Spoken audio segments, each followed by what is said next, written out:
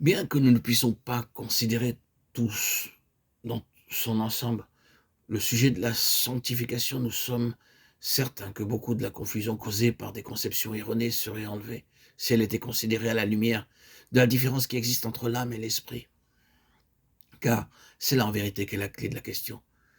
Puisque la sanctification n'est que la continuation de la régénération, parce que la régénération n'est que le commencement de la sanctification, elle doit être considérée dans la même sphère que la nouvelle naissance. Dans la nouvelle naissance, ce n'est pas l'âme, mais c'est l'esprit qui est né d'en haut, de nouveau. L'âme reste capable de pécher jusqu'à la fin. Ce fait constitue la base de toute la doctrine de la sanctification, puisque le Nouveau Testament est une entière exhortation à arriver au progrès spirituel par l'ascendance spirituelle. Il reste toujours un ennemi à la sainteté dans la propre nature de l'homme. Et la sainteté en nous n'est pas fixe et établie, elle est progressive.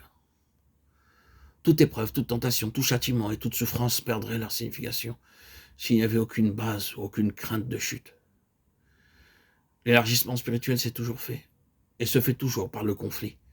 Il n'y a qu'un seul homme dans la nature duquel il n'ait jamais existé de mal actuel ou de péché positif. La question de la sanctification est devenue confuse parce que l'on a fait de certains passages des Écritures une base dans ce sens, alors qu'ils ne traitent pas directement de la sanctification en elle-même. Nous avons par exemple le 7e chapitre des Romains et la première épître de Jean. Nous ne pouvons pas citer le texte entier, mais nous en tirons les passages les plus frappants. La loi est spirituelle, mais moi je suis charnel. Car je ne comprends pas ce que je fais. Je ne fais pas ce que je veux, mais je fais ce que je hais. Je sais que ce qui est bon n'habite pas en moi, c'est-à-dire dans ma chair, parce que j'ai la volonté de faire le bien, mais je n'ai pas le pouvoir de l'accomplir. Selon l'homme intérieur, je prends plaisir à la loi de Dieu, mais je vois dans mes membres une autre loi qui combat contre la loi de mon entendement et qui me rend captif de la loi du péché qui se trouve dans mes membres. Oh, misérable que je suis, qui me délivrera de ce corps de mort ou du corps de cette mort? Grâce soit rendue à Dieu par Jésus-Christ notre Seigneur. Ainsi donc, je suis moi-même assujetti par l'entendement à la loi de Dieu, mais par la chair à la loi du péché. Il n'y a aucune condamnation pour ceux qui sont en Jésus-Christ, afin que la justice prescrite par la loi fût accomplie en nous, qui marchons non selon la chair, mais selon l'esprit. Ceux qui vivent selon l'esprit s'attachent aux choses de l'esprit, la pensée de l'esprit est vie et paix.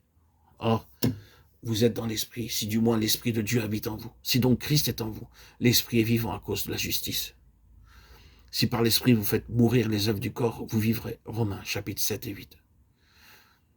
Si nous disons que nous n'avons point le péché, nous nous séduisons nous-mêmes, et la vérité n'est point en nous.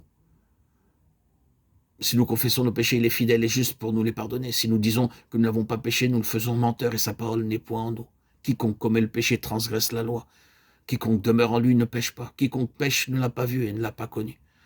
Celui qui commet le péché est du diable. Quiconque est né de Dieu ne commet point de péché, parce que la semence de Dieu demeure en lui.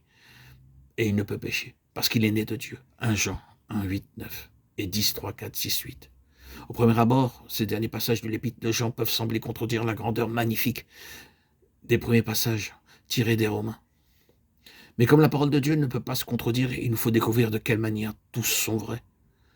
Il nous faut répéter avant tout que ces passages n'ont pas été écrits en premier lieu en rapport avec la sanctification. Le chapitre 7 des Romains a été écrit en relation avec la justification et la délivrance de la loi.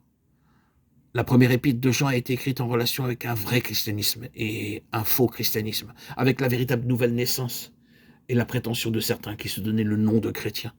Ces deux catégories, représentées par deux expressions ou deux phases, nous savons, et celui qui dit. L'une souligne une expérience vivante, l'autre une prétention sans fondement. Jean avait en vue l'apostasie. Mais il y a dans ces deux cas une chose en commun, c'est la nature de la nouvelle naissance et le développement qui suivra ensuite dans la vie. La sanctification paraît comme étant de même nature que la régénération, mais elle est l'issue et le développement progressif de la régénération.